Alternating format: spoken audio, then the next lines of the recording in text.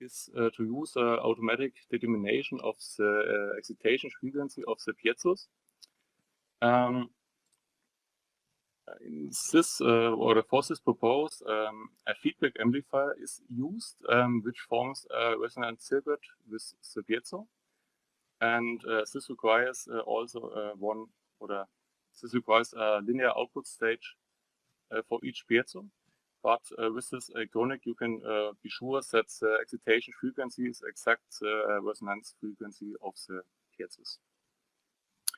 Another option to increase the performance is a very simple way. Just change the transformers which are built in the electronics in the output stage. But in this case, you must be sure that the other components can handle the higher current flow. And last word, if we increase the performance of the boat, we increase the power consumption of the piezo, and so the temperature is increased too. And so it's recommended to perform a temperature monitoring of the piezo to prevent them for any damage. Yes. So much to the topic superpropulsion of means of acoustic radiation, and thank you for your attention. So thank you, Alexander. Are there any questions from the audience? You are now unmuted. So yeah, go ahead. You want to ask Patrick? Go ahead. Can you tell us a little bit more about the motivation? It's just a design study, a principle of work, or is there some application behind that? I would think it's so that this is a demonstrator, so we can show it's possible in this case to trust about with piezo ceramics, but what we have is an option to create a streaming into a fluid, and so it can also be used, for example, to mixing some fluids. And so there are different options.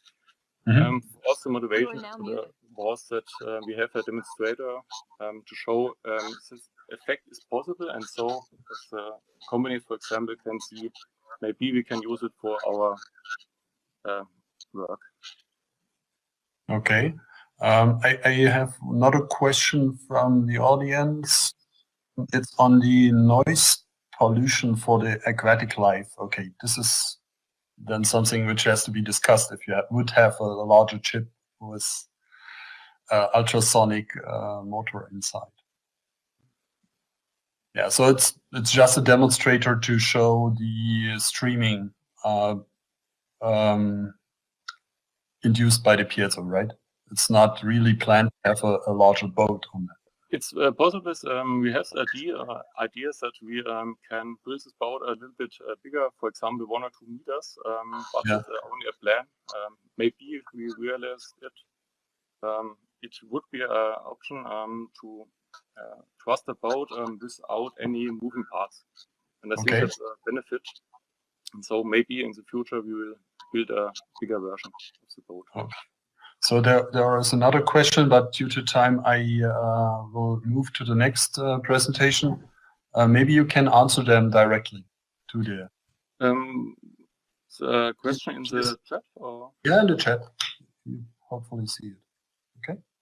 I will type into the chat. Yeah. Okay. So then, Hassan, would you like to take over? Yes. You are now unmuted. Yes. Would like to welcome Shunji Suzuki, who will present high frequency oscillation control technique for piezo damping system. So please, you can start. Yeah. Shunji Suzuki. Yeah, can you hear my voice? Yes. Okay, I will share the screen. How to share that?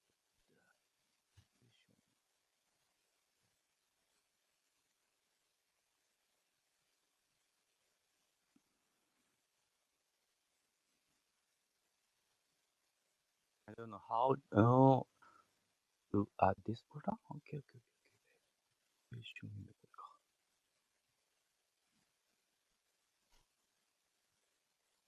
Can you see my screen? Yeah. Not yet.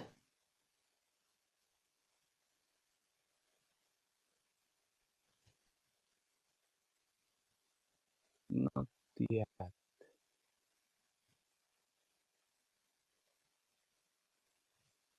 Again, I will try.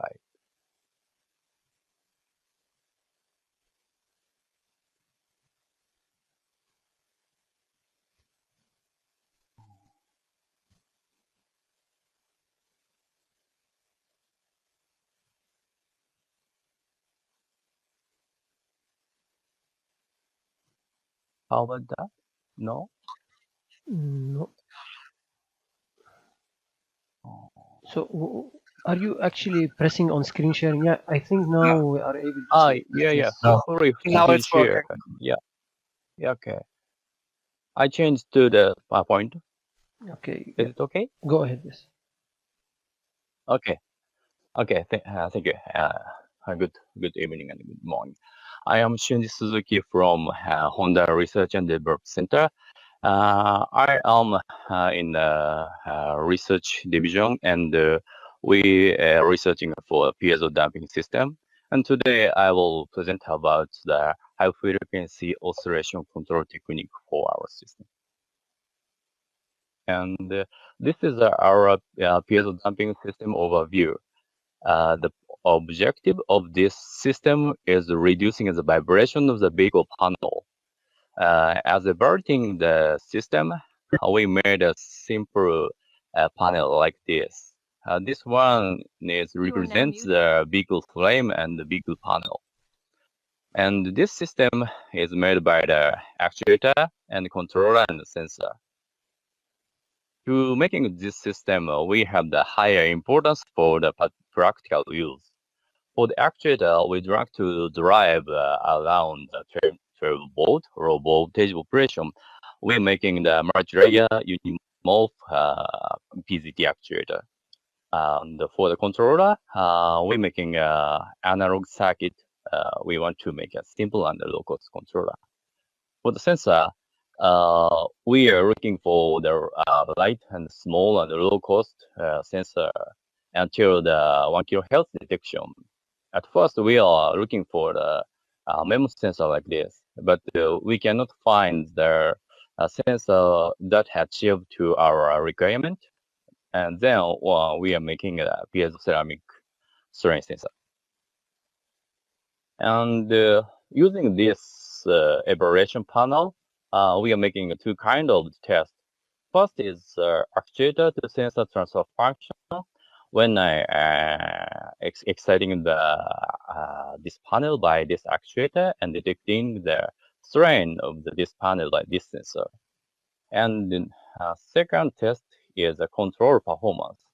In that case, this panel exciting by the shaker on this point, and the panel center acceleration is measured. In this case, I was using the two kind of size PZT actuator, large size of 4 pieces of actuator and one piece sensor placed on the center of the actuators, and large one and smaller one. First, I will show you the control performance. For this is the control performance. This axis is the frequency, and the vertical axis is the panel center inductance. Blue curve is without control, and the red curve is with control. As you can see, for example, the first bending mode of the panel is completely controlled, and third mode and wisp mode. And yeah, on the other hand, the small size actuator is successfully controlled beyond 800 Hz. One of the key of the successfully controlled this higher frequency range is depend on the I will go back to the one slide. Actuator to sensor transfer function. Blue one is a large-sized transfer function, and the red one is a small-sized transfer function. This is a phase.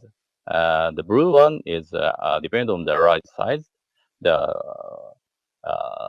phase from the actuator to sensor is shifted to 100 degrees around 1000 Hertz. On the other hand, the small-sized one is shifted to the higher frequency around 1700 Hertz. As you depend, thanks to this shifting, the higher frequency, the phase change, successfully we can achieve this kind of the good vibration suppression performance. My uploaded presentation is explain about why this one is occurs.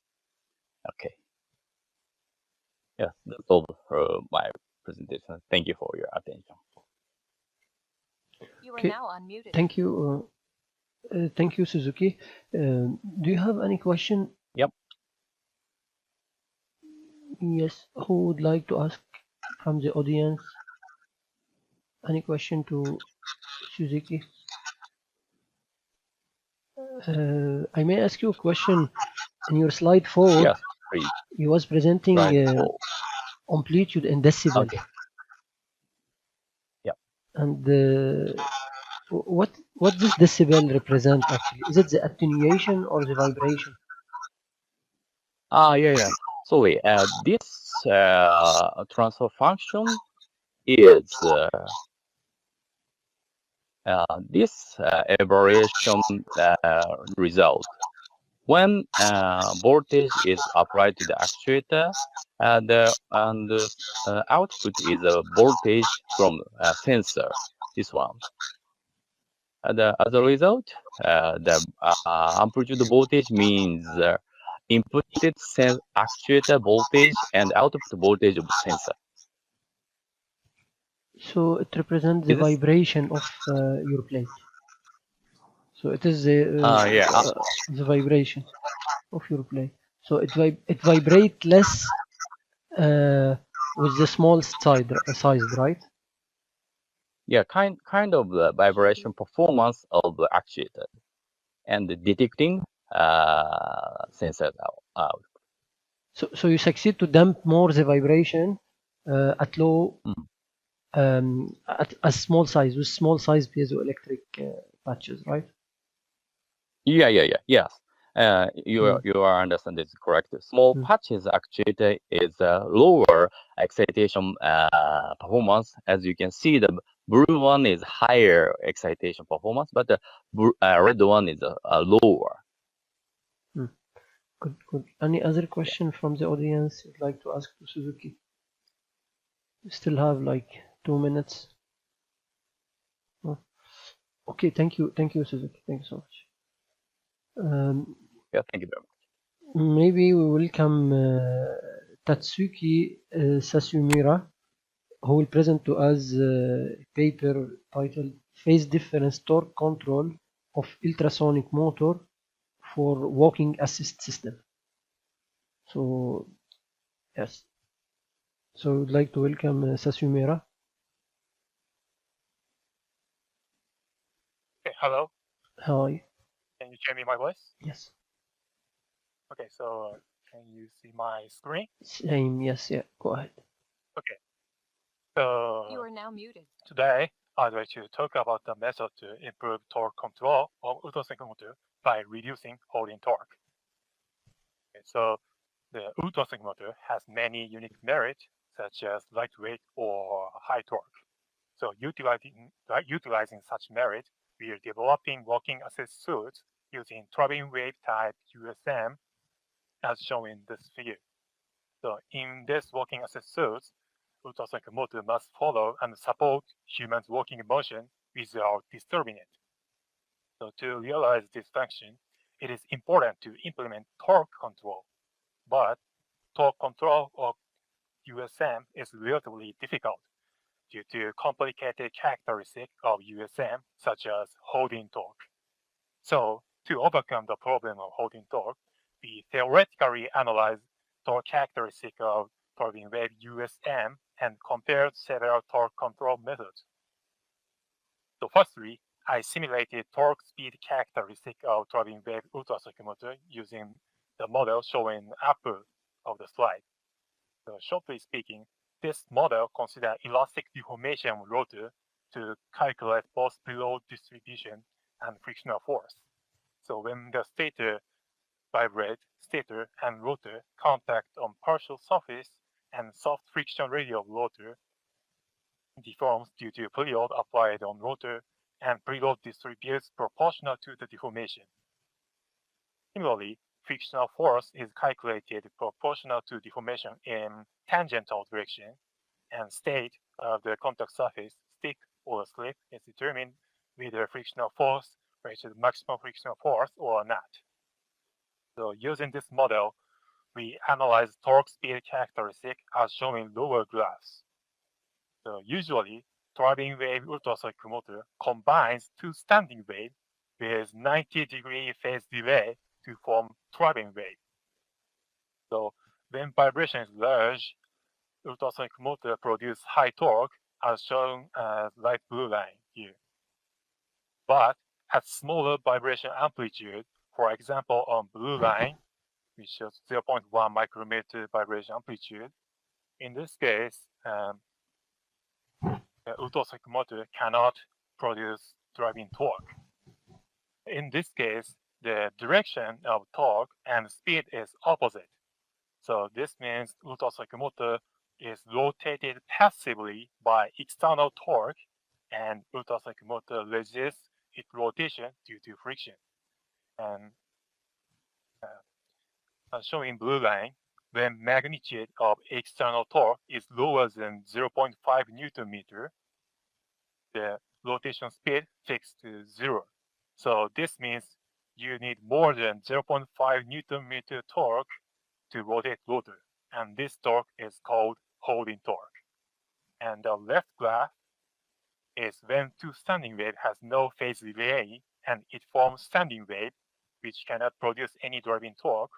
But when vibration is large, as shown in light blue line, its resistive torque is quite small. So the rotor can be rotated by external torque easily. And when vibration is small, resistive torque gets larger and it has holding torque as same as turbine wave case. And next, we measure torque characteristic of ultrasonic motor with standing wave vibration with rotational movement forced by external motor, and this imitating working motion on assisted application. And at large amplitude, as shown in orange line, it can be driven smoothly with quite small torque. But as shown in light blue line, it has 0.3 Newton meter holding torque when vibration amplitude is small. So we got same tendency as obtained in simulation. And finally, we evaluate the effect of holding torque reduction in torque control by comparing two control methods. We use same experimental setup and control USM torque to 0 Newton meter by PI control. And the first method, driving control frequency control method, use driving wave and adjust vibration amplitude based on resonance characteristics.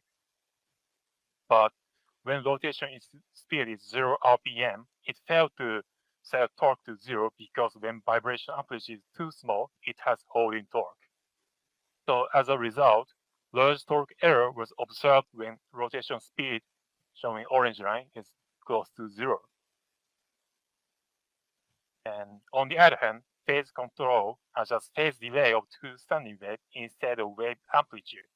So since it fixes large vibration amplitude, there is no holding torque during control, and as a result, it succeeds to control torque, shown in red line, to 0 quite well. So we conclude that it is effective to keep large vibration and remove holding torque for torque control. So this is all for my presentation. Thank you for listening. Thank You you. are now unmuted. Thank you, Ustaz Sumira. Would you like to ask Any question from the audience? Do you have any question to Sasumira? So I have one question. Does the principle also works for different vibration levels?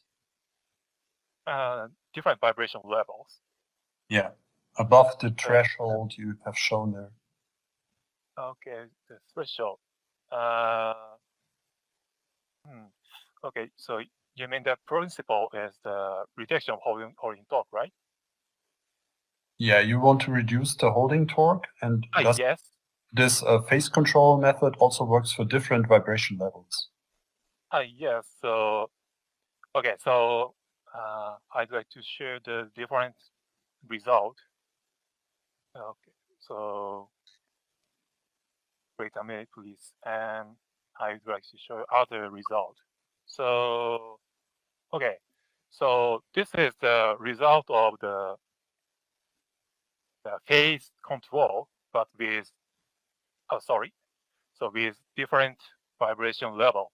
So okay, in this case, the left side, the vibration amplitude is so small, so it has holding torque, while this is phase control. So it has large torque control error at 0 RPM speed.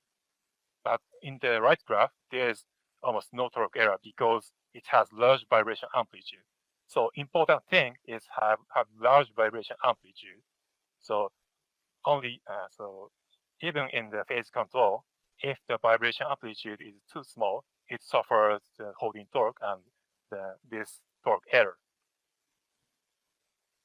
Yeah, but if you increase the vibration level even higher, then your principle still works. Yes. So Okay.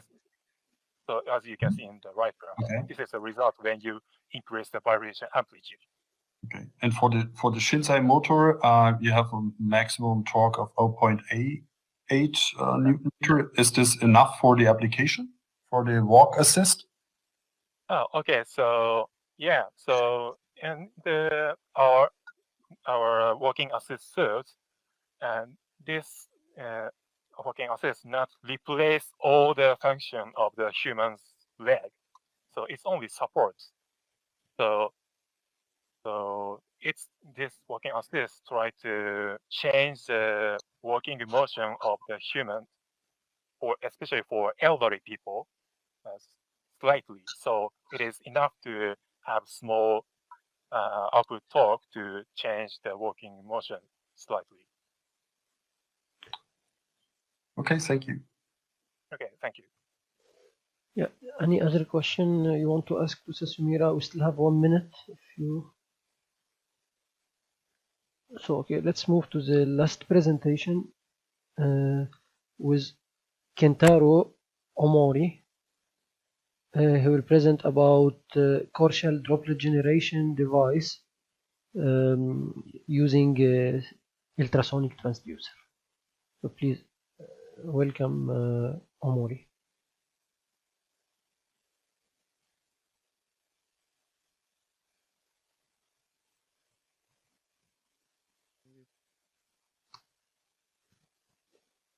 Yes, you can start.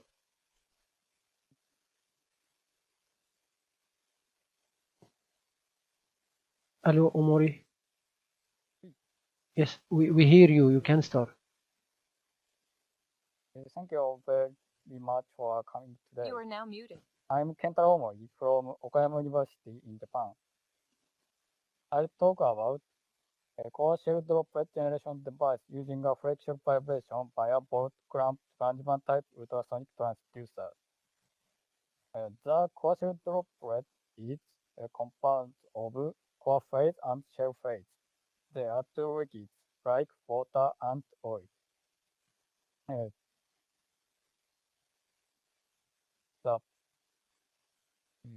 The purpose of this study is high efficiency generation of monodisperse core shell droplets by using an ultrasonic transducer. Droplet generation by ultrasonic vibration has advantages. Monodisperse droplets can be generated tens of thousands of droplets are generated per second. This figure is structure of coaxial droplet generation device. It is based on both clamped range band type ultrasonic transducer. This device has a structure in which a flow path is provided in the ultrasonic transducer.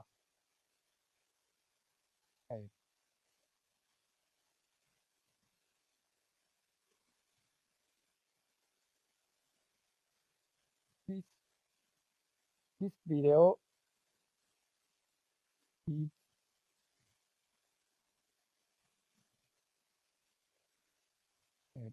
is a finite element method analysis result of the design ultrasonic transducer.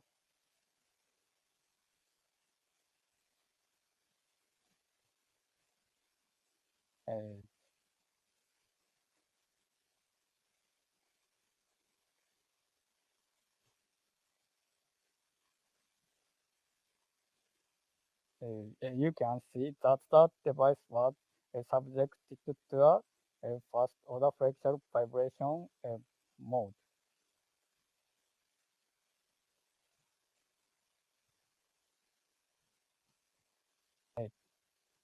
This is a channel part with stuck micropore plates. Micropore plates are attached to the tip of the transducer. The channel part is assembled to 3 plates, an upper plate, an intermediate plate, and a lower plate. The upper plate has a micropore for discharge or core phase flow. The lower plate has a micropore for discharging with the double structure jet flow. The intermediate plate is sandwiched between the upper and lower plates to provide a shell phase flow path. The figure on the center is photograph of the micropore plate. There is a micropore in center of the micropore plates. The upper and lower micropore diameters are 50 micrometer and 100 micrometer. The figure on the right is a fluid analysis result. Two type fluids, core phase and shell phase, are required to generate core shell droplets. You can see that two type fluids are supplied in the channel part.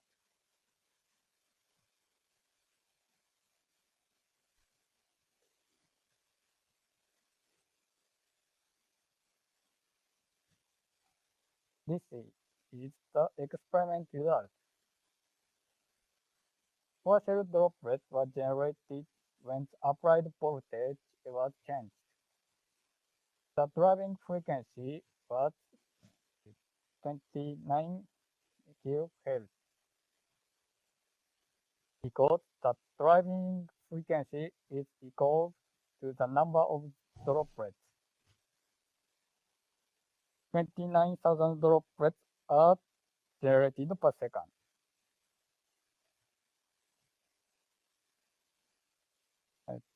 The applied pressure of the core and shell phase were 200 kPa and 150 kPa.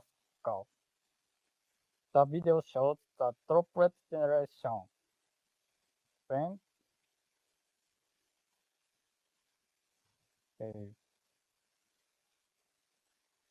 applied voltage was changed.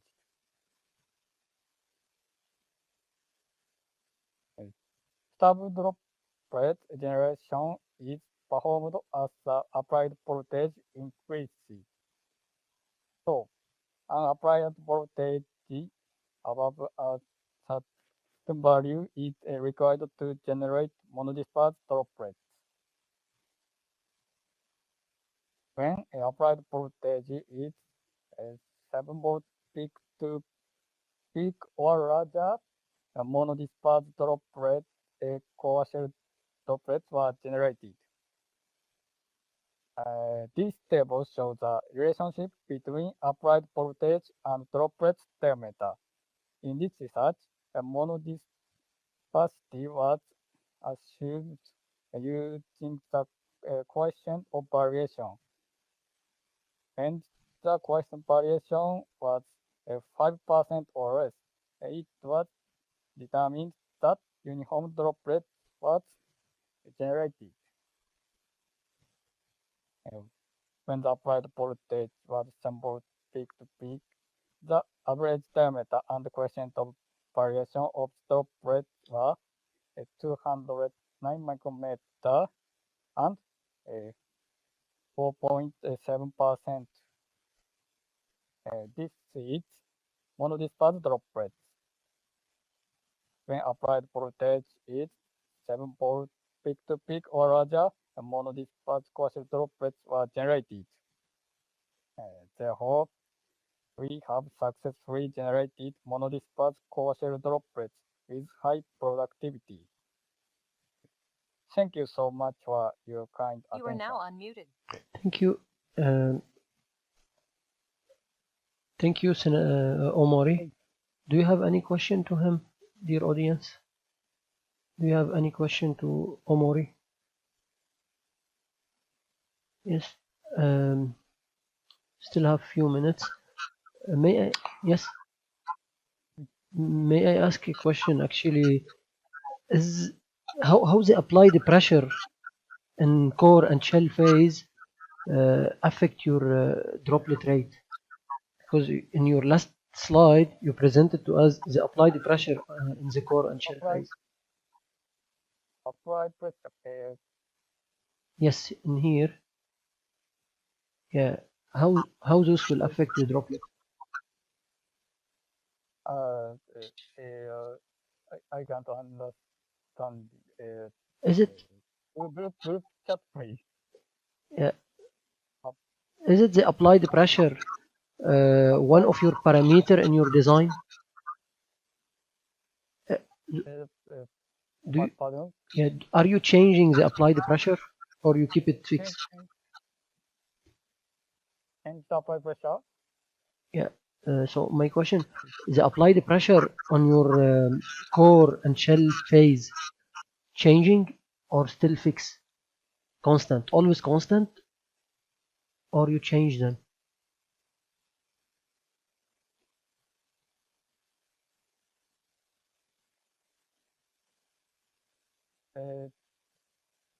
This is an experiment with pressure. Okay. They have effect on also on the system. Okay. And how you change the applied pressure? How this changed?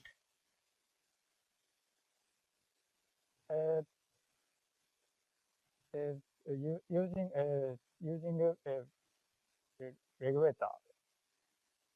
Voltage regulator? Sorry, I didn't. How can it? Yeah. How the applied pressure changed?